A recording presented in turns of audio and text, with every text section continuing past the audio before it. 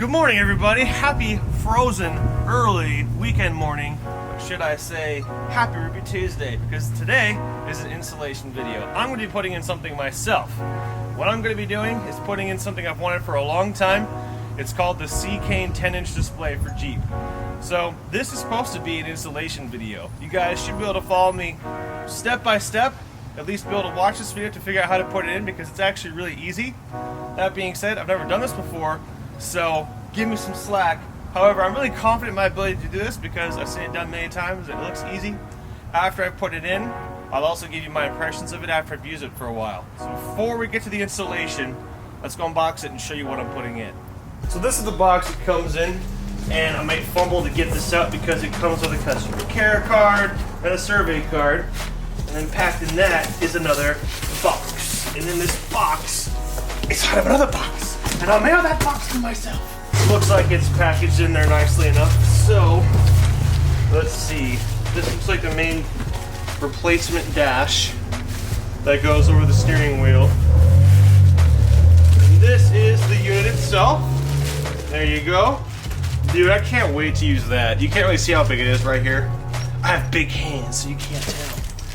But nice. And then I think this is just the tray that goes in on top to replace the one that's there on the dash, and then all the cables. Is this all the cables? I guess that's all of them. Okay. And just make sure that's nothing else. Nope. That's it. This is everything right here. Okay, so obviously before we can put the new dash in, we have to take the old one out. The first thing you have to do is take out the switches for the windows. Now there's a couple ways to do this. One way is to try to pry this plastic cover off, which I might have luck with, but I'm a little, I don't know, hesitant about that. That's one way. The other way is to go ahead and take these air vents out first, and then once these are open, you can reach behind and try to push it out that way. I'm gonna go ahead and try to take these out now since they have to come out anyway. And I have done this before when I painted these. So if you rotate it about in this position, you'll see a hole up inside here, inside this rotating cylinder. And as you rotate it, you'll see that this hole lines up with another hole. When you get to that hole, you can put your screwdriver in there and push a tab. When you push that tab, it turns to the left and it pops out. Sweet, really easy. So I'm gonna go ahead and just take that one out, and let's see if I have any luck pushing this out. I might do a bit of both. I might take my really flat screwdriver. I'm gonna try to use this towel to keep from scratching too much. Oh, there we go, that helps. That helped a lot, great. So pushing it out gave me a lot of room to get the screwdriver in there, and then I was able to just pry it out. So once you take this out, you'll have to disconnect it, and that's kind of tight. Here's another tab, there we go, sweet. So I'll leave that right there, and there we go, that was the first part. Once you take out the controls for the windows, there is a 7mm screw right here that you need to take off, and there's one up here in this little cupboard. Every screw you need to take out is identical. They're all 7mm screws, so I'm gonna use this to remove these two.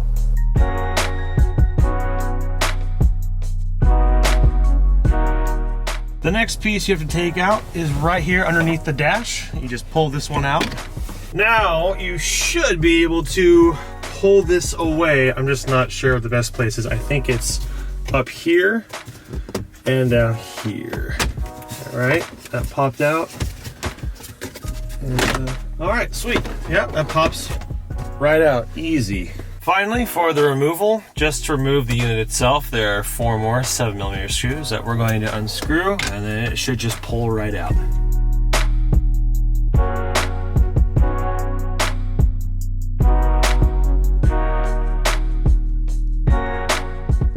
With the last screw out, let's see how this is in pulling out.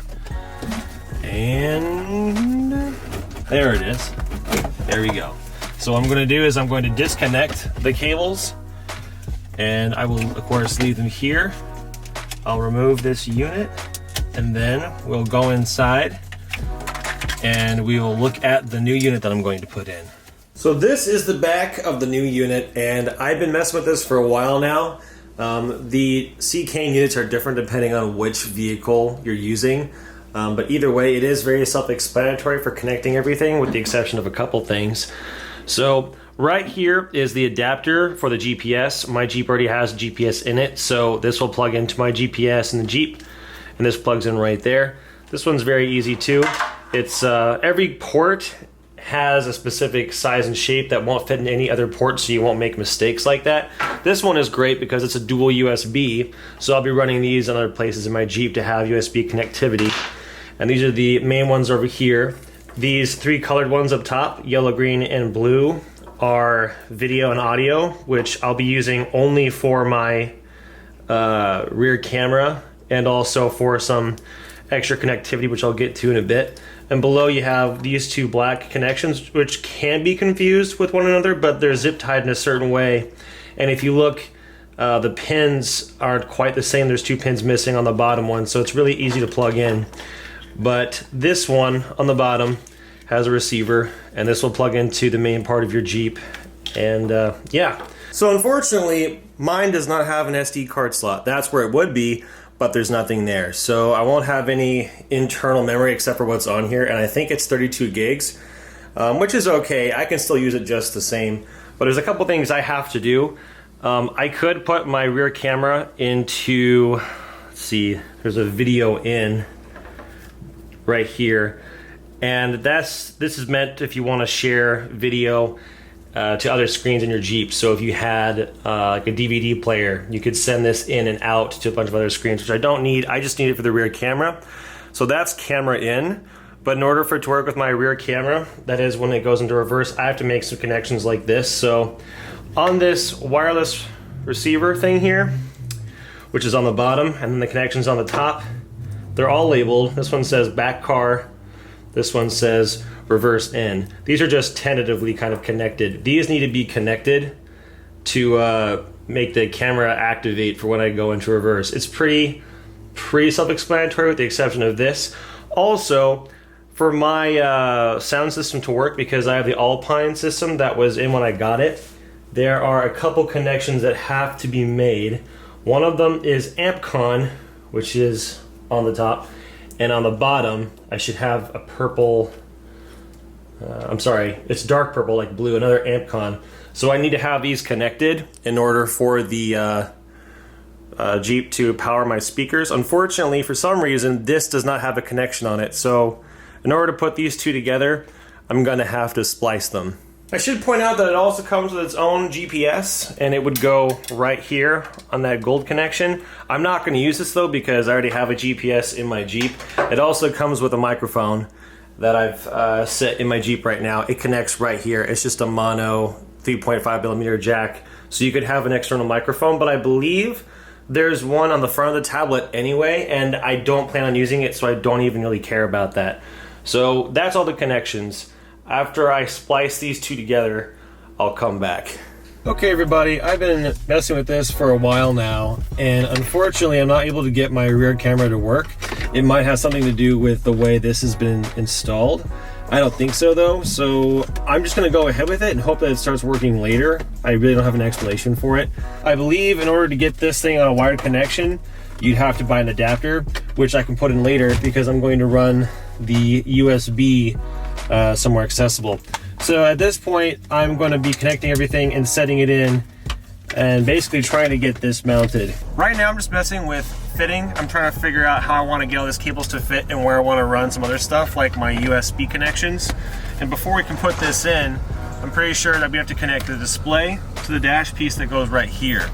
I know it's noisy outside right now, but let me show you what we're dealing with here. Here's the original, and this is the aftermarket one. As you can see, there's a cross member that needs to be cut out.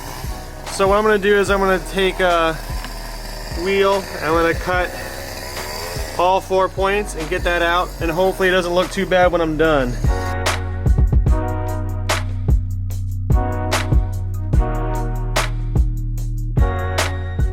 Now I have it cut out, I'm going to go over it again and try to cut down all these edges and make it nice and smooth.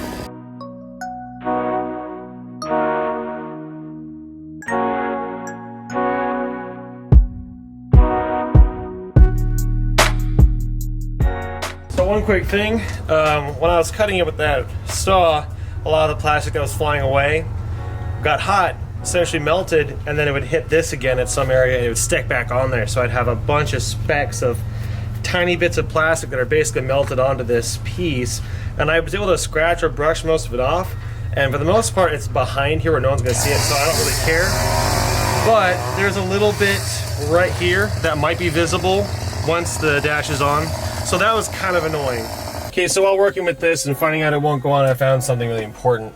There are clips on the back of this dashboard, or I should say there aren't any, but there's supposed to be clips that look like this white one. I took this off of the original dash, and these have to be removed from that dash and put on the new one on all the connections, because once it slides in, it won't take.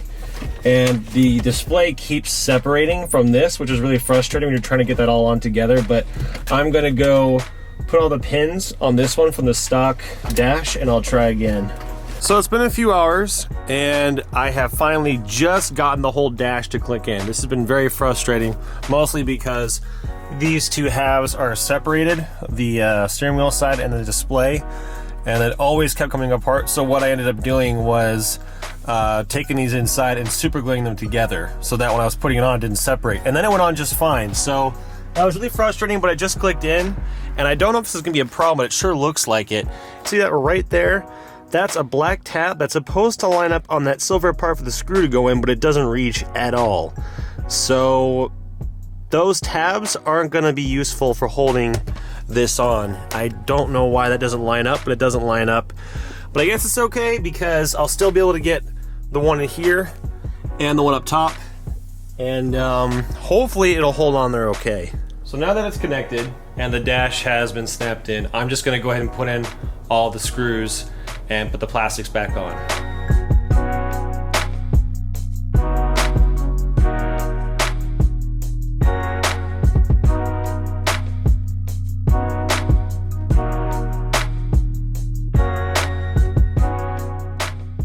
So there's our load up screen again. If you have it unplugged for a certain amount of time, I suspect if the onboard battery is dead, it'll have to boot up all over again. So it's doing a fresh boot up. After this, it starts up instantly, but I can forgive it for taking a while.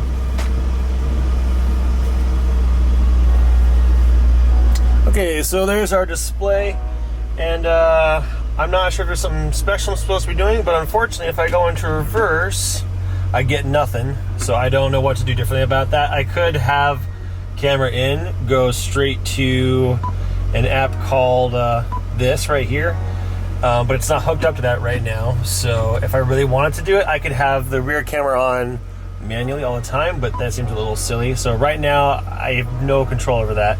If I go to radio, that works.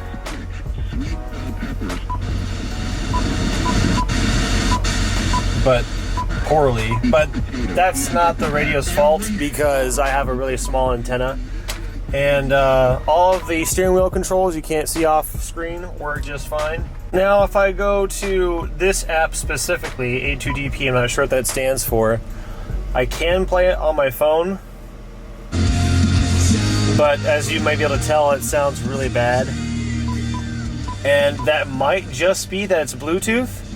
Unfortunately, like I said earlier, I can't do a direct connect with my iPhone, so I don't know if the speakers are the problem or if it's just the Bluetooth is weak. I know that my radio antenna is weak, so I can't blame the speaker system yet. So I'll have to come back to this after I've had more time to test it. But for now, I'm gonna put the rest of the Jeep back together.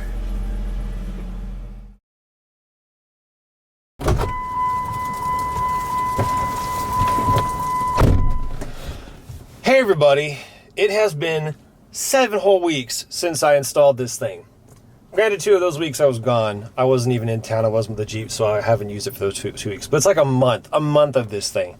So I've had enough time to struggle with it, try to use it, try to get it to work. Now, I'm being really mean about it, and I'm going to continue to be mean about it. I have a lot of complaints.